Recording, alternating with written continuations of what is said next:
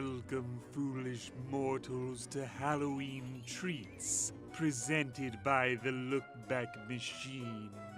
For the entire month of October, we bring you 31 episodes on 31 flicks. So sit back and relax on your broomstick. We have blood-curdling boogeyman and sadistic serial killers. From castles to were-rabbits to spine-chilling spine-tinglers. Oh, but that's not all. It's only a bit. There's also Dahmer, Dracula, and Wallace and Gromit. So turn down the lights and turn up the sound. And ready your heart, for it's about to pound. Because there's Halloween film history abound. Happy Halloween from the Look Back Machine.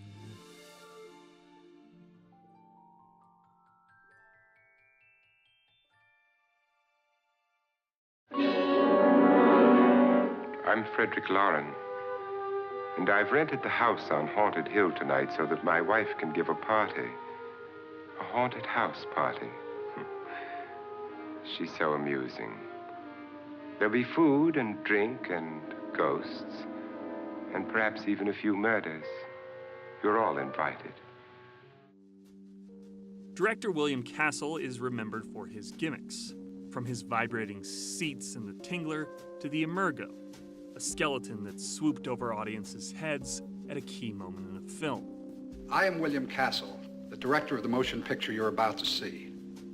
I feel obligated to warn you that some of the sensations, some of the physical reactions which the actors on the screen will feel will also be experienced for the first time in motion picture history by certain members of this audience. Unfortunately, Castle died in 1977. But in 1999, two separate events brought Castle back into the horror genre. His daughter, Terry Castle, wanted to produce a remake of The House on Haunted Hill, her father's classic. Luckily for her, Joel Silver and Robert Zemeckis were forming Dark Castle, a production company to make William Castle-like horror films. And so in 1999, on October 27th, a remake of the 1959 classic was released in cinemas. And it only had one gimmick: lotto scratchers in which you could win $1 million or Blockbuster Video prizes. This is the story of the remake of The House on Haunted Hill. Director William Malone. Well, it really wasn't my first feature, but it was my first big studio feature. Because I had made a little indie movie a long time ago called Scared to Death, and then which did very well. And then I made a movie called Creature, which did very, very well. That was a very successful film. And then I sort of struggling trying to get money on another film for quite a long time, and I wound up doing a show called Freddy's Nightmares, which was a crime time after crime time thing. I think it aired at like 2 o'clock in the morning or something.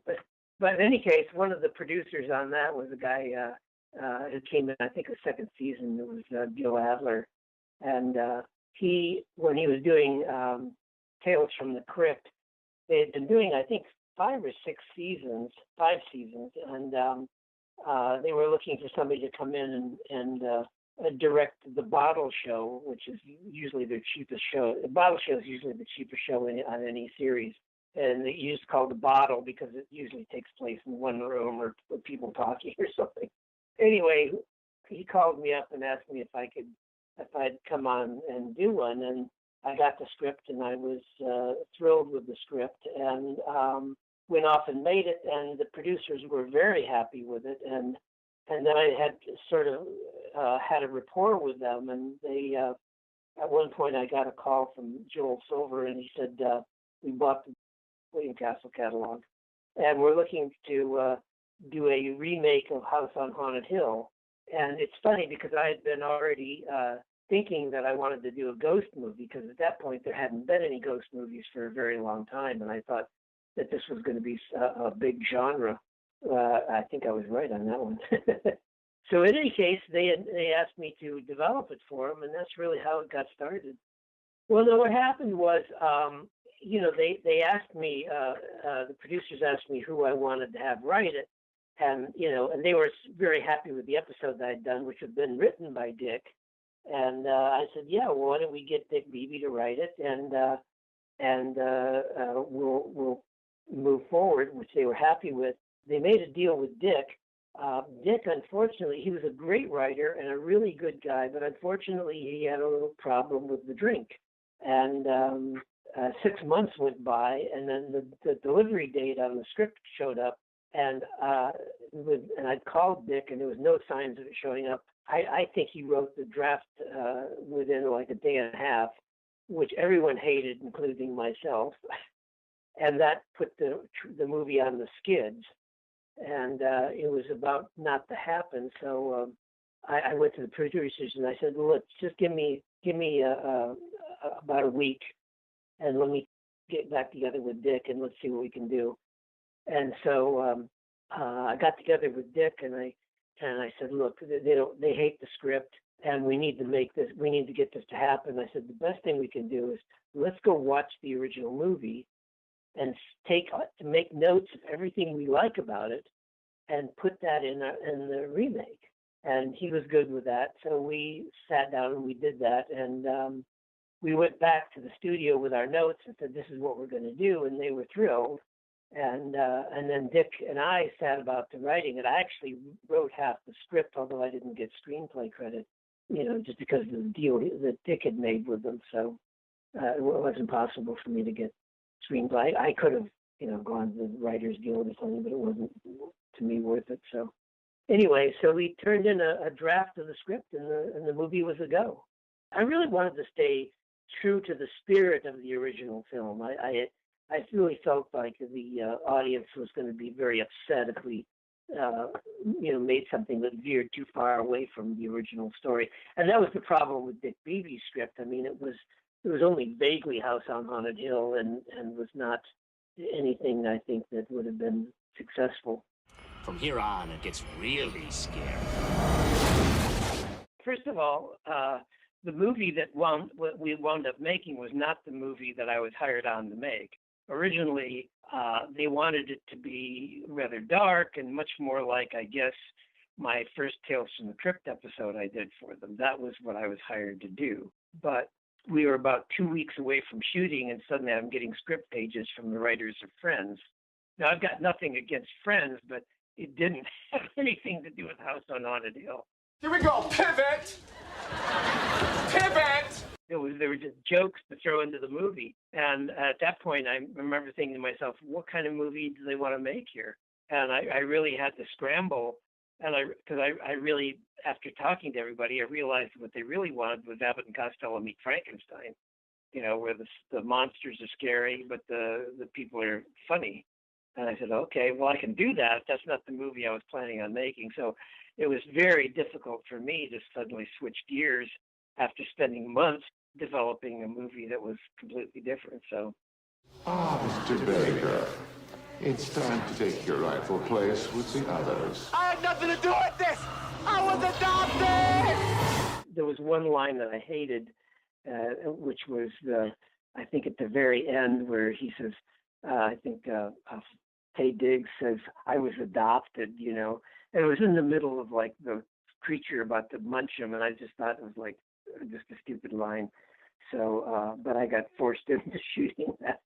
And I think Joel was mad at me that I didn't shoot like 20 angles on it or something. So I don't think it's gonna pivot anymore. You think? I think that, a great many of their episodes of Tales from the Crypt were funny. And I think that that's what they felt comfortable with. And I think that they, ultimately didn't feel comfortable with just releasing a straight ahead horror piece. And I think that's what it was. I think, unfortunately, which I would have been fine with had they come to me in the first place and said that's what they wanted. To spring it on me, a couple of weeks away from shooting that was brutal. And so basically, it just meant that all the characters and the stuff with the scenes that weren't horror had to be funny in some fashion. So So that was really the adjustment, is just taking the lines from Friends and and the other stuff, and adapting it in. And then part of it also had to do with casting.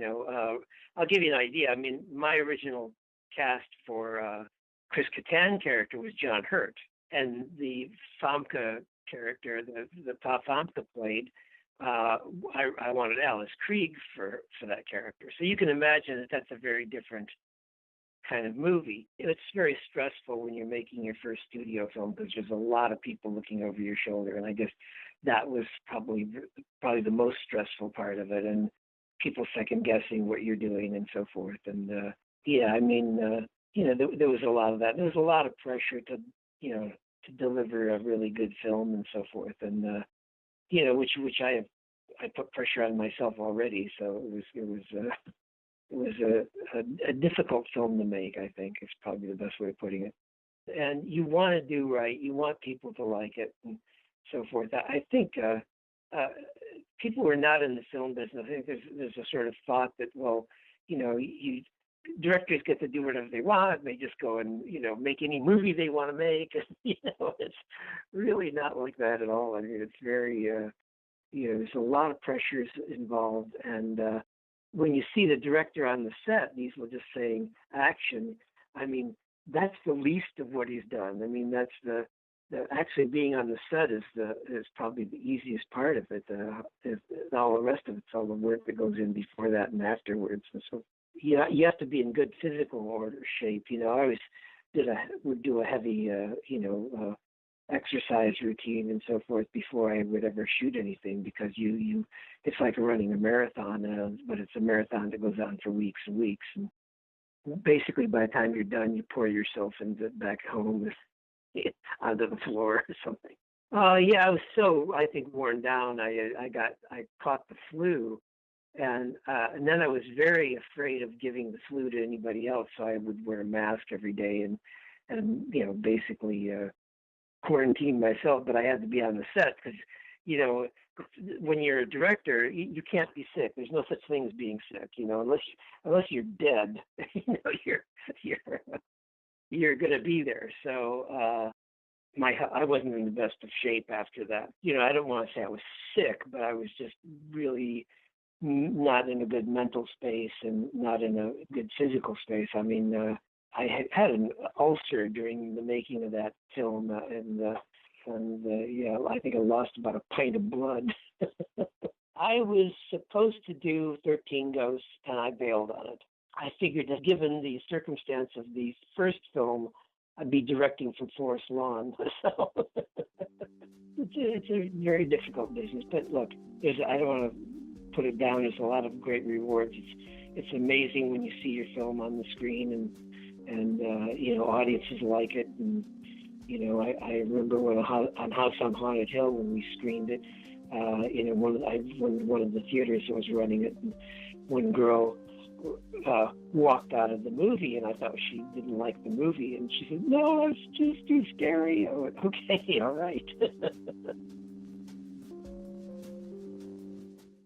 Thanks for listening to Halloween Treats, presented by the Lookback Machine.